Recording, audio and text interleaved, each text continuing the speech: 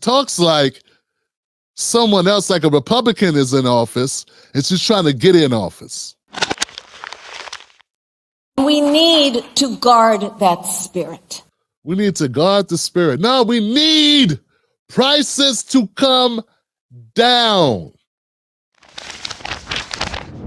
We got a bum leg, okay? We got a bum leg, and we got the leg because Biden and Kamala broke it. They broke our leg, Johnson. Instead of giving us a cane or giving us some nice walking shoes, we want to know, why the hell did you break our leg? Trump didn't break the leg. When he left, we weren't even limping.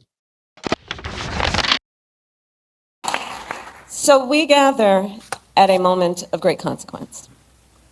In this election, I believe we have an extraordinary opportunity to make our middle class the engine of America's prosperity, to build a stronger economy where everyone, everywhere, has a chance to pursue their dreams and aspirations. Yeah, I got to stop you right there, Johnson. I know this is early in the game, but I got to stop you right there. She said we have an amazing opportunity to do stuff.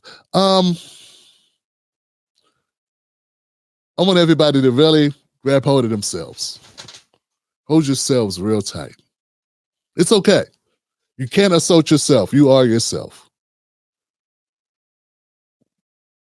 What about the opportunity you've been having for the last 4 years? Yeah, what about that opportunity? How many people here are married? Show of hands. Can I get some ones up for people that are married or in relationships? Or people who have ever been in relationships? Now, those people who have been in these situations, which is most of the room, we don't have that many people under the age of 13 in this live stream, at least they shouldn't be. How many of you have ever had problems in those relationships where things did not go exactly the way you thought they would go? And have in those relationships, when those things arise, did you ever have to say, hey, man, somebody had to say to somebody, or maybe you both said it at the same time, we got to fix this thing. This ain't going the way we wanted it to go. This is not going as we wanted. If things were going great under the administration of Joe Biden and Kamala Harris, why would we need to take advantage of an opportunity? No one goes, hey, we need to do some fixing when nothing needs to be fixed. And if you have been in charge or you've been in a relationship all this time, why is it that it needs so much fixing? Folks, I hate to be a jackass, but I got to just start this off by saying this don't make a lot of sense. And I know, guys, I understand. Some of you are optically influenced very much by optics. I happen to be influenced by my pockets. I happen to be influenced by what I want for my kids and what makes sense to me. Most of that is logical thinking, reasoning. I wanted to go on, but I just got to make sure we understand where we are. And you got to understand where I'm coming from here. Okay, put it this way. What if there's a restaurant in your neighborhood that served bad food? You did not like the food at the restaurant in your neighborhood, but it was in your neighborhood and it was there before you got there. It's there. You ain't have a choice. They put it there. It's there. That's the restaurant. You went to the restaurant. It's not good food. It's not good food for your family. You don't like the restaurant. Now you got an opportunity to get a new restaurant in the neighborhood. For some reason, I guess you got an opportunity for this. Well, not you really, but the powers that be have an opportunity. And you're glad to hear this because you've gone up on Yelp, you wrote bad reviews about the restaurant. This restaurant sucks. The food is bad. My kid threw up. The prices are too high. Can't get a meal for 4 kids, 4 people, 5 people for under $100. This is crazy. This is not sustainable. We need a better restaurant with better food, lower costs, all these things. And you put this all out into the world to everyone. Not only do you put it on Yelp, you put it, you text it to your friends. You're like, hey, this restaurant sucks. When people bring it up in casual conversation and saying, hey, man, I'm going to be around your way. I'm hungry before I stop by, man. Hey, can I pick up something? They say, hey, man, go anywhere, but don't go to this restaurant. This restaurant sucks. butt cheeks. Do not go there. 4 years passes. And now there's talk that there's going to be a new restaurant put in your neighborhood. I got to ask you this. Why would you want the same restaurant? Like,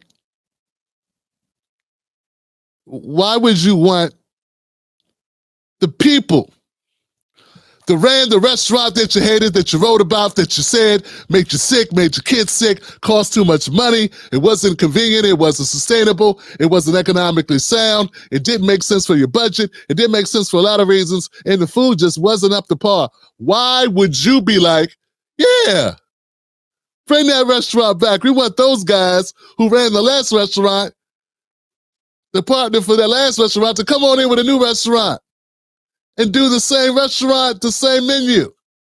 You run it back. Your friends will be like, what are you talking about, man? I thought you wanted to get rid of this restaurant. You sound demented. You sound like you are missing a step. Are you okay? Because you're not making any sense right now, Johnson. You crazy. You tripping. I wonder what they would do or what they would say to you if you looked them in the eye and you said, but this restaurant, this time, it's got joy.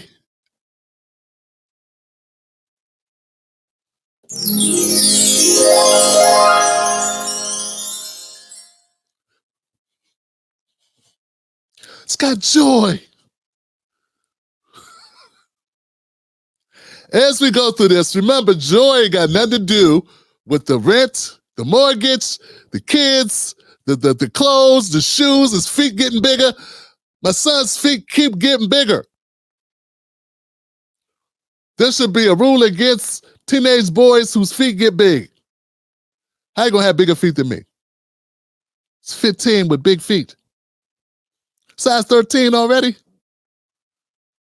And he's not Shaq. So we got all these things, looking at us.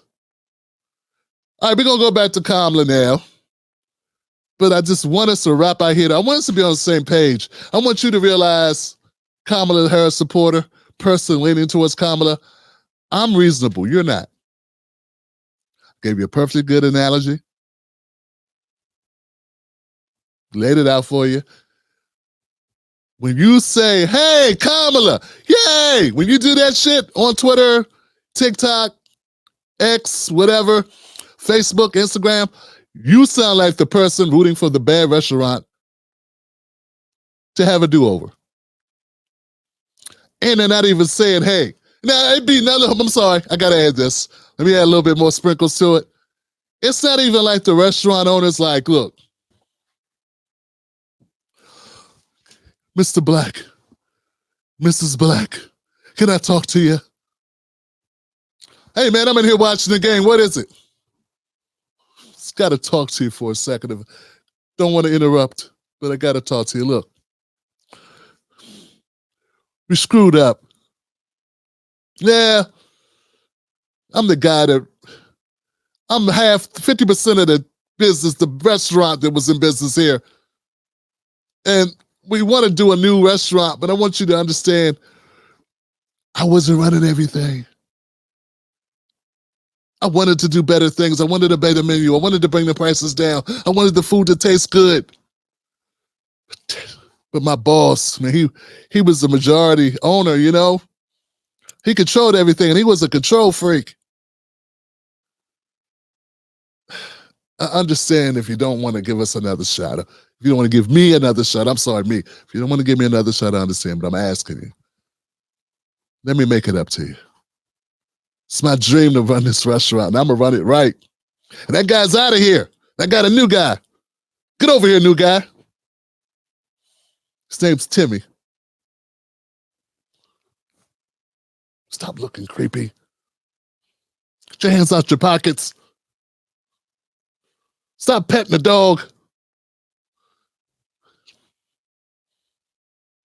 If you give us a shot, we really appreciate it.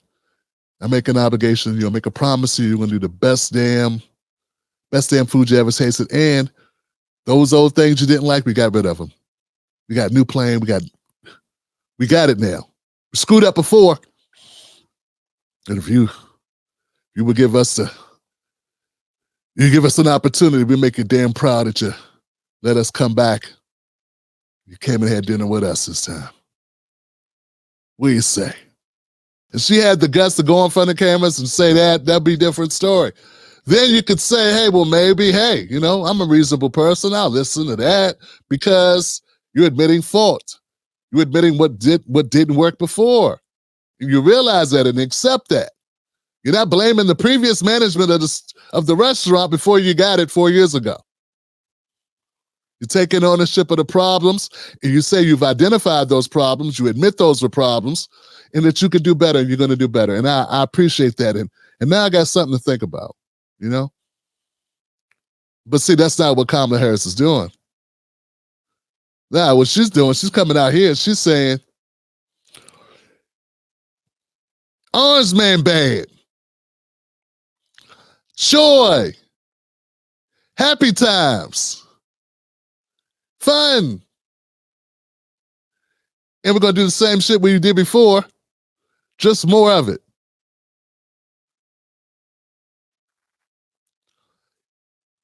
I'm having a hard time wrapping my head around why people think that's a good idea. And it would be different if you didn't have a choice. And unfortunately, due to our electoral college, a lot of us just don't have a choice. But some of us do. All right, let's keep going, guys. Doggone it, let's keep going. Woo me, Kamala, woo me.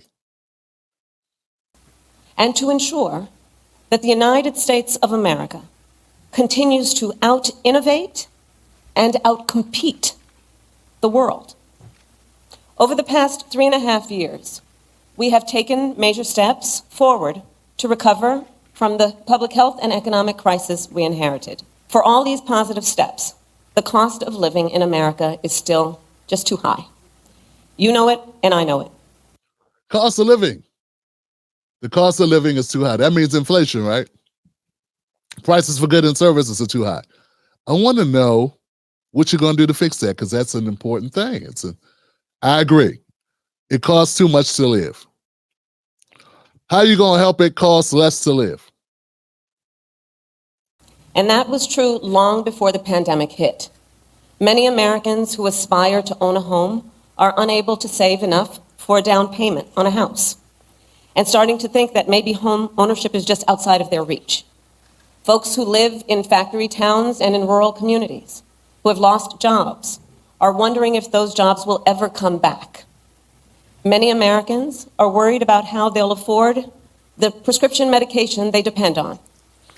Yeah, I want to get to the part where you tell us how you're going to make this better, that part. Because all these things you're talking about, you're talking as if you haven't been in office the last 4 years. So you mean, I don't know what you're talking about. She talks like someone else, like a Republican, is in office and she's trying to get in office.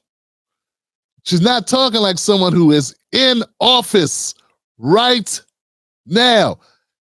Folks, Kamala Harris is the vice president currently. Right now. She's talking as if someone else is. Man, when we get the ball, man, we're going to run down the court, man. We're going to score the winning shot. Wait till we get the ball. Sorry, but we have the ball. Yeah, we have the ball, but we don't really have the ball. You know what I'm saying? You get them going with this, you know what I'm saying? I mean, we got the ball, but we don't really got the ball, We ain't going to have the ball until, till later. Then we'll have the ball. That's not how things work, guys. You're married or you're not married, or you're tall, or you're not tall, you're short or you're not short. Like, you are where you are. You don't get to say, nah, this doesn't count because. Is that how it works? Our economy works for everyone. for people. Like the people in the neighborhood where I... The economy works for everyone. The people. Yeah, that's who everyone is. It's people. Everyone is people. We get that.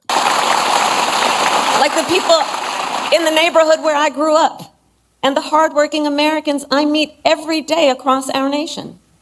So I call my vision the opportunity economy. And it's about making sure everyone...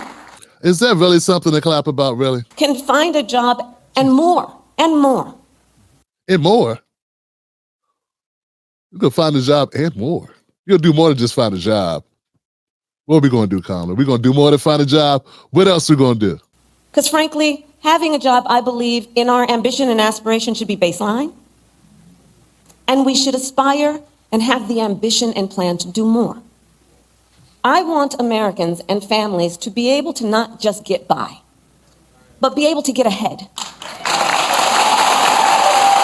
I like this. How? To thrive. Okay. Be able to thrive. I don't want you to have to worry about making your monthly rent if your car breaks down. I want you to be able to save up for your child's education. We know what we mean by doing well. How? Damn it, Johnson. Afford to either.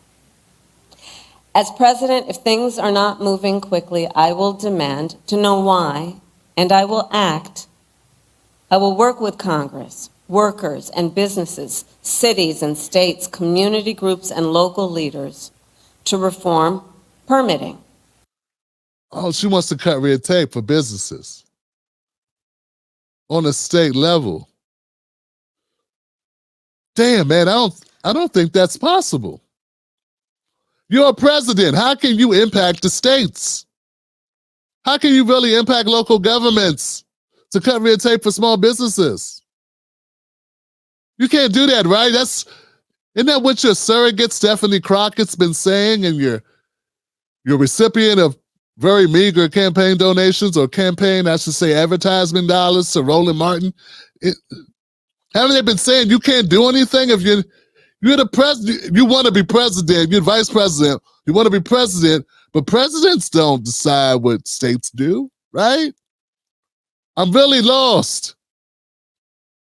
It sounds like you've been watching my show and you realize smart people aren't buying this shit where you say presidents, when your surrogates say presidents don't have power beyond Congress, which is crazy as hell to even say.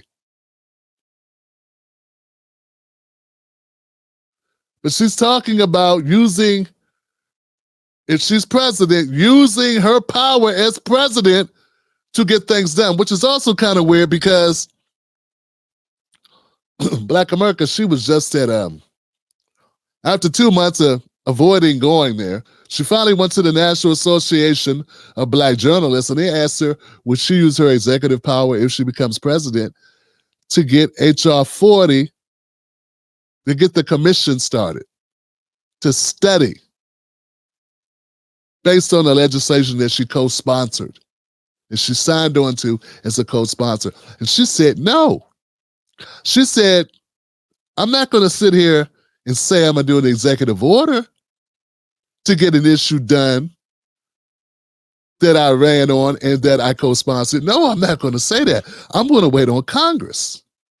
But she just says here, if things aren't going the way she wants them to go for the things she cares about, like permits, local permits for small businesses, she will do executive orders. I don't know how you do an executive order for a state. She's not even talking about executive orders. She's talking about using her microphone in the wheels of influence, which is all covered in my book, presidentialimpact.com. Basically, what Kamala is saying is she's a two-faced person, and she speaketh with forked tongue, and she will do for other things, but not for things that Black America wants. Even Congress, even legislation that she co-sponsored. All the gaslighting from the Kamala supporters. To cut red tape and get things moving faster. Because, look, as I said, patience may be a virtue, but not when it comes to job creation or America's competitiveness. Many of you know the Empire State Building, you know how long it took to build that? About a year, right? 1 year. Oh, yeah. The Pentagon, you know how long that took? About a year, 16 right? months. No one can tell me we can't build quickly in our country.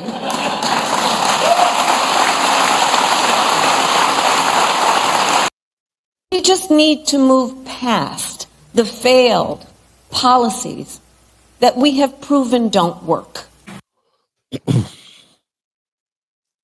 See, these types of statements are confusing. And as vice president, there wasn't a single thing that I did that she couldn't do. And so I was able to delegate her responsibility on everything from foreign policy to domestic policy. Understand what's being said here? We just need to move past the failed policies that we have proven don't work.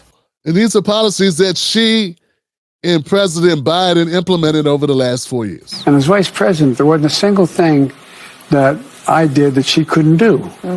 Yeah, this was said on The View today, which I got a longer clip of that. Then there's also this. Let it always be the source of our optimism, which is that spirit that is so uniquely American.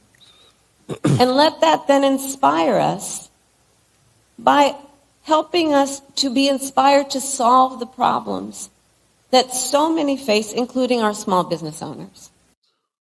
We need to guard that spirit. We need to guard the spirit. No, we need prices to come down. That's what we need, folks. That's what you need. That's what Americans want. The number one need of the American people, the number one concern of Americans, I don't care who you are, liberal, conservative, progressive, independent, Republican, Democrat, non-denominational, whatever, atheist, Christian, Hindu, whatever, Muslim, it doesn't matter, man. Jewish, doesn't matter. Young, old, fat, skinny, tall, bi, straight, trans, non-binary, binary, cis, whatever, cis, brothers. We all want economics. We all concerned about economics. We're concerned about our finances. How we gonna make it? How we gonna make ends meet? How can we succeed? How can we do better? How can we take care of our families? This is the major concern of the American people. It's not inspiration. It's not being excited. It's not. No one's from being stable financially. Then the inspiration comes. And that's what she should be focused on. And why come we just can't speak plainly? Why do we have to speak in such platitudes, abstract platitudes, and nonsense? And it's only one reason, guys. The only reason is to confuse the listener. To confuse you into thinking that something was said that was not. And if we spend a whole bunch of time talking about what your problems are, how she grew up, feelings, emotions, if you boil down her speech, guys, it's a 45-minute speech, about 5 minutes of actual stuff she's talking about doing. She's talking about cutting taxes. She didn't say exactly how much. Talking about a child tax credit of $6,000, $50,000 for small business, money for people that want to buy a house. And I hate to say it, but I have to agree that if everybody knows you got free $25,000 for a house, then everybody's going to want that full $25,000 down for your house. Why not tack that on? Why not? It'd be different if it was a secret that you're getting this money. Get what I'm saying? So it's not, I don't think it's going to have the impact you think it's going to have. But what about people that already have a house? Or what about people that are renting? What about people that don't want to go buy a house? What about people that aren't in a position to buy the house? The problem is inflation. And the problem with the inflation, and when we say inflation, just the cost of living, the cost of goods, the cost of things you got to pay for in order to have a life, guys. That's the problem. And people have various ways to fix it. She's not really talking about fixing that. She's talking about making rich people pay more taxes. Corporations pay more taxes. Does that really bring down your costs because they get to pay more money? I'm just saying. The real problem is we're here. That's the real problem, and that's what people want to avoid. They avoid discussing the fact that we got a bum leg, okay? We got a bum leg, and we got the leg because Biden and Kamala broke it. They broke our damn leg, Johnson. Instead of giving us a cane or giving us some nice walking shoes, we want to know, why the hell did you break our leg? Trump didn't break the leg. When he left, we weren't even limping. Okay? It was raining outside. It was a storm. Maybe there was a little ice on the ground. We'll call that the pandemic, but our legs were not broke. The legs broke because you broke them. And you don't even want to say, hey, man, something about breaking your leg. You're not even saying, hey, we're going to fix the leg by doing this. You're talking about other shit that don't have anything to do with the broken leg. And yeah, I'm pissed that my leg got broke. Americans pissed that we got a broke leg. And it happened under your watch. And Joe Biden said it. You were part of the decision-making process for all that.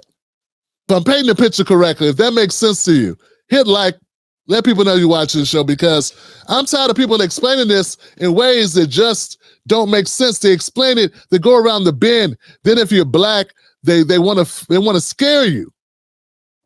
They want to tell you that Trump going to bring back slavery, Trump going to dismantle the Constitution, though he was president for 4 years and didn't do that. None of those things happened while he was president. But somehow now, he's going to make himself president forever. He want to be president forever now. If he gets back in, he's going to become president forever. He's going to rip up the Constitution and make his own rules up as it goes. You mean the guy that almost got off twice, that guy is going to, okay. He can't even be protected to even finish the race. That guy's he's the threat. If he's such a threat and so powerful, why did he almost get crashed out twice? I mean, I'm just being reasonable. Can we be reasonable? Is it possible a lot of the talk the Democrats do is just to confuse you and distract you, to scare you into voting for them instead of giving you real reasons to vote for them? Is that possible? I don't know about you. Last time I saw where I grew up, where I lived at, places I've been through, things I've been through, if you saw a guy get his ass kicked, you weren't there afraid of him. Bullies didn't usually get shot. I'm just saying, that's my experience. And then get hunted while they're playing basketball, golf, and then I'm just saying, I think we know who the bullies are in this case.